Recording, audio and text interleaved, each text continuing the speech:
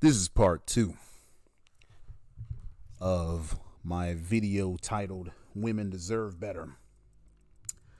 I watched the video and I agree with everything that I said.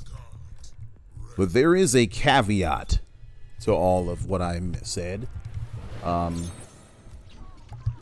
And that caveat is women certainly deserve better. But y'all have got to start learning how to choose better. Women have to get into the habit of actively filtering out the legions of trash men that exist and actively choosing good men based on the qualities that they desire the most. Now, of course, I'm not saying that it's the goal of every woman to partner herself up with a man. There are obviously lesbians. There's obviously women that just want to be single and things of that nature. This is not for y'all, per se, though a lot of what I'm saying still applies, even if it ain't directed at men. But the point of what I'm saying is,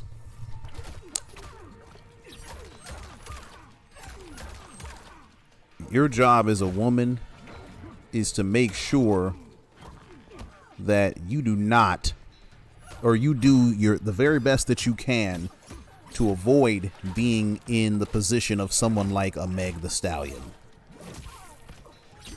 Now, I am in no way blaming Megan for any part of what happened to her.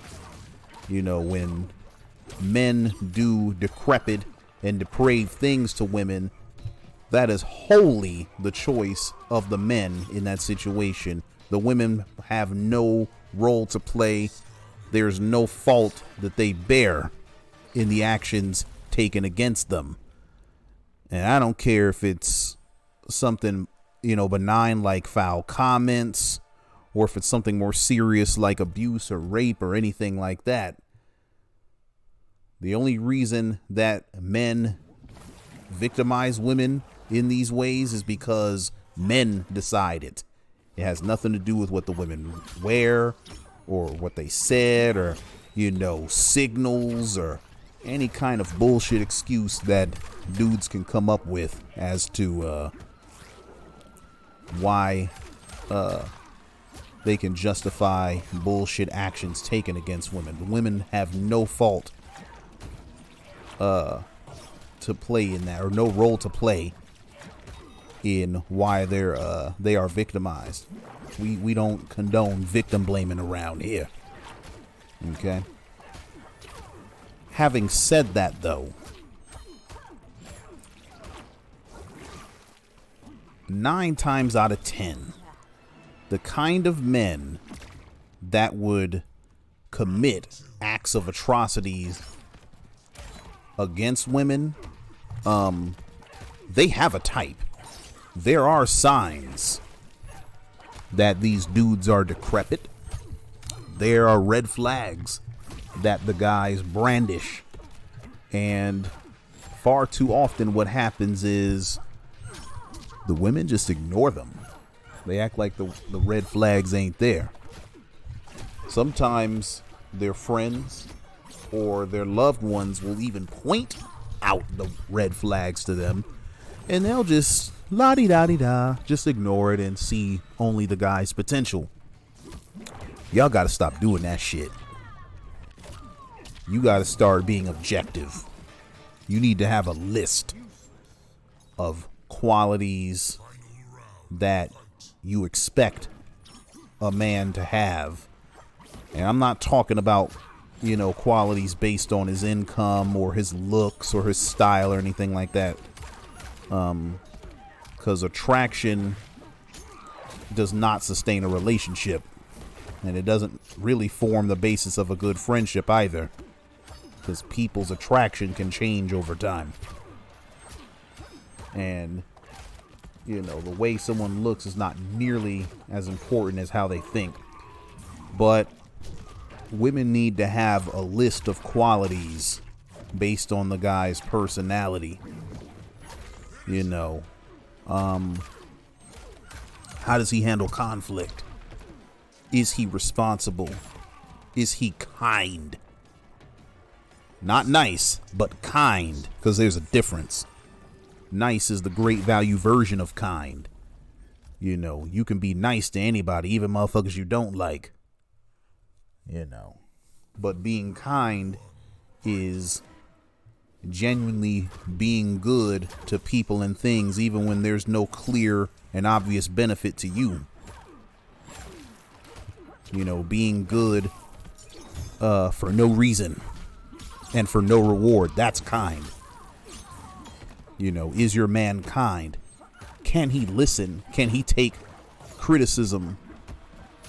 What is his hygiene like? Does he respect women? You know, what's his relationship like with ex-girlfriends, baby mothers, ex-wives, and his children? All those things matter. What is his credit like? If his credit is bad, why? You know, all those things are vastly important. And all that information needs to be gathered by every woman seeking relationship with a guy well before y'all ever decide to get down and dirty. You know, and if you're dealing with somebody that act like they don't talk, you know, they won't communicate with you through text or through a phone call, or the only time they want to talk to you is when they want some ass, you know that's a red flag. Get the fuck away from him. He's garbage. You know? But my point is, as it pertains to Megan and Tory, they were allegedly romantic in some capacity. And if she slept with him, she shouldn't have never slept with him, is my point.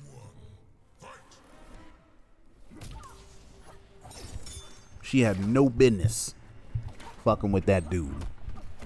Because if he's the type of guy that would shoot a girl, there were some telltale signs that he would do this. Let me go back. Oh no! What the hell is going on here? Always having some technical difficulties out here. Hold on a second. Why is it? Oh, it's... What the heck? Oh no! Let's try this again.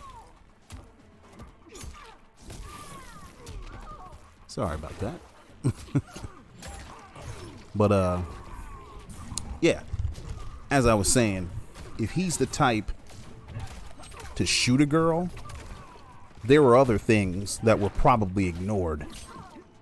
He has other tendencies that go along with that, whether that's a general disregard for human life, a disrespect of women, you know, something. Because, you know, if you're around the kind of guy that is bad for a woman,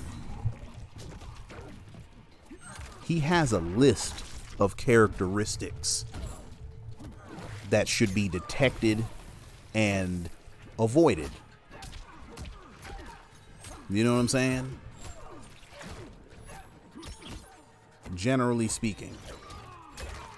And again, these characteristics have nothing to do with his income, have nothing to do with the way he looks or the way he presents himself or any of that stuff. I'm talking about his indelible characteristics as a human being.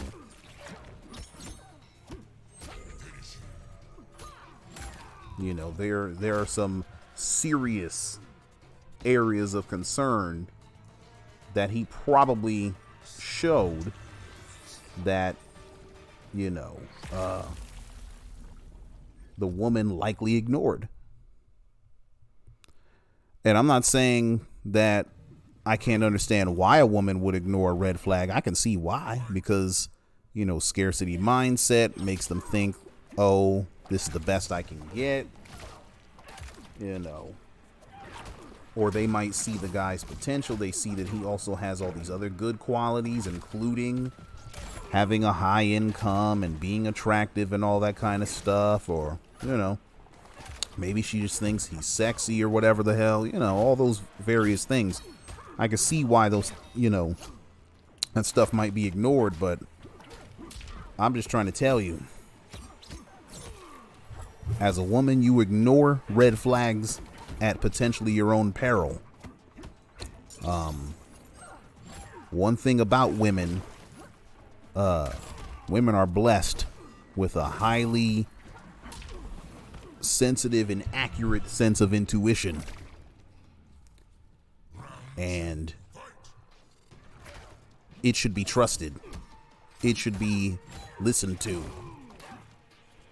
You know, a lot of times women have gut feelings about people that they can't explain, particularly strange men. Or even sometimes not strange men, you know. They feel a vibe. They get a creepy vibe from a guy. And 9 times out of 10, they're right. You know, I've had students of mine talk about creepy vibes that they got from I ain't gonna tell too much, but they got creepy vibes from non-students at the school. And because I know what I know, I'm like, yeah, your intuition is correct. I don't tell them that, but in my mind, that's what I'm thinking. Your intuition works very well. Maybe one day I'll talk more about that. You know, but I'm going to keep that under the rug for right now, you know what I'm saying? But the point is, women are blessed with an intuitive sense of who's out to do them harm and who's not. And they need to listen to that. They need to channel that as much as they can. And even if your intuition isn't working as a woman, let's say your intuition is trash or whatever, use objective standards. Literally write out the things you want to see in a partner. You want your man to have such and such characteristics and qualities. I don't give a damn if you got to text it to yourself. I don't care if, you know, you have to, if it's on a notepad and you keep it in your purse. I don't care. You know, write those characteristics down and keep those characteristics on you somewhere. If you can't think of all of them off the top of your head, write them down and keep them on you.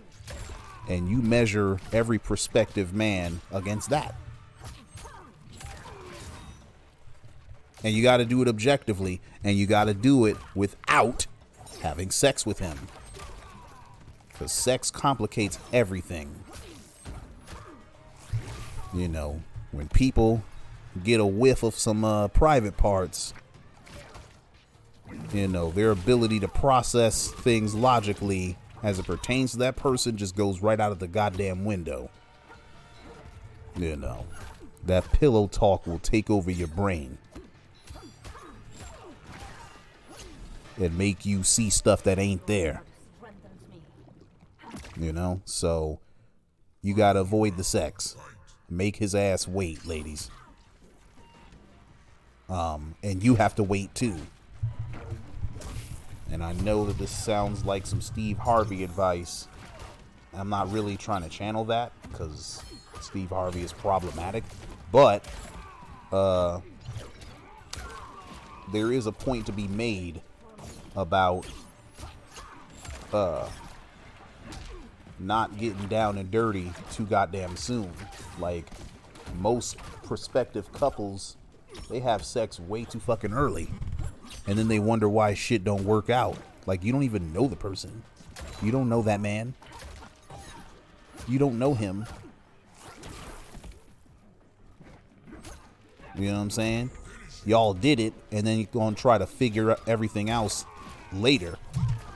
Or figure out everything else later. Like, that's not going to work. It will never work that way. Well, maybe not never. Because there are couples that, you know, are thriving and happy.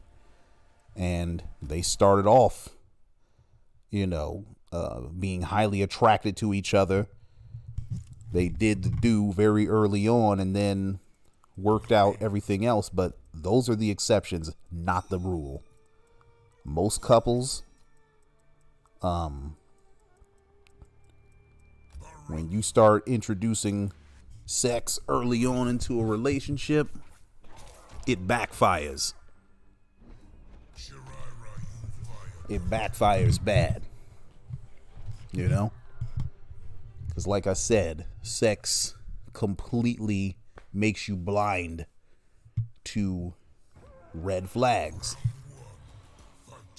And so,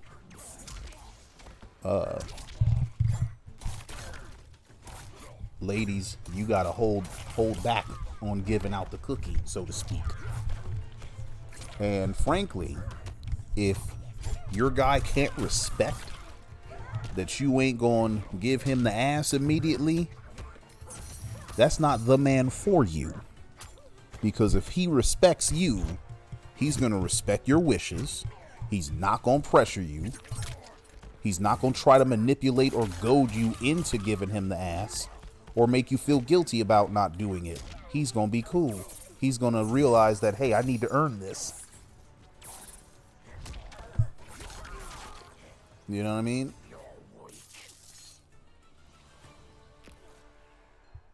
It'll be more rewarding when y'all finally do get down.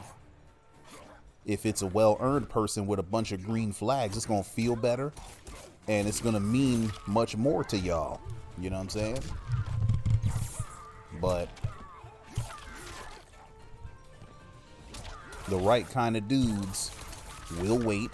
They will respect the woman's wishes and all that good shit. But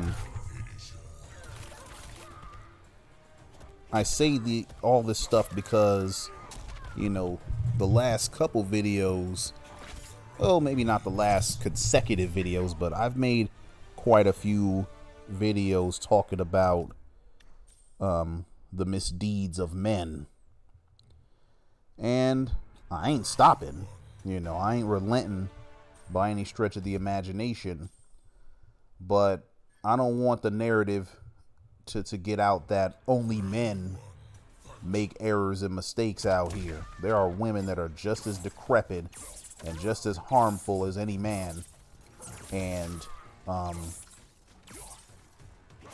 there might be trash ass men out here, but women are fucking them.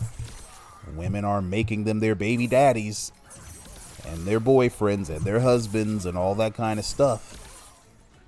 And so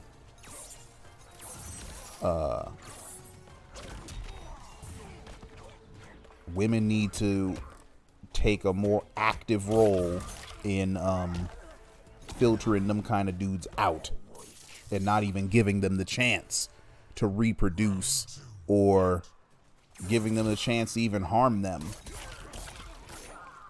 Because as I said,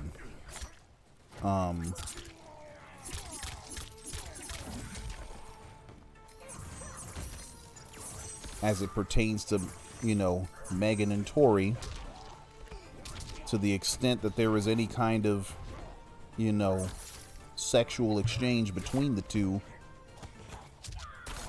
she shouldn't have let him nowhere near her body. It just shouldn't have happened. She should have deaded it way before. And I get it. Sometimes people casually hook up or whatever, but I don't give a damn if it's a casual hookup. You need to filter them fools out too. Because them casual hookups can turn into obsessions and, you know, potential relationships and all that. Anytime two people have sex, they become connected with each other, whether they want to or not. So,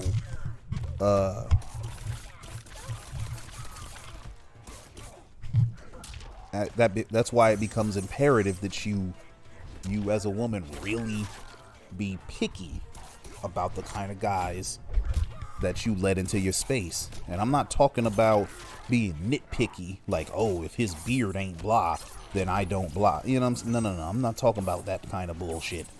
I'm talking about being picky for good reasons over things that matter.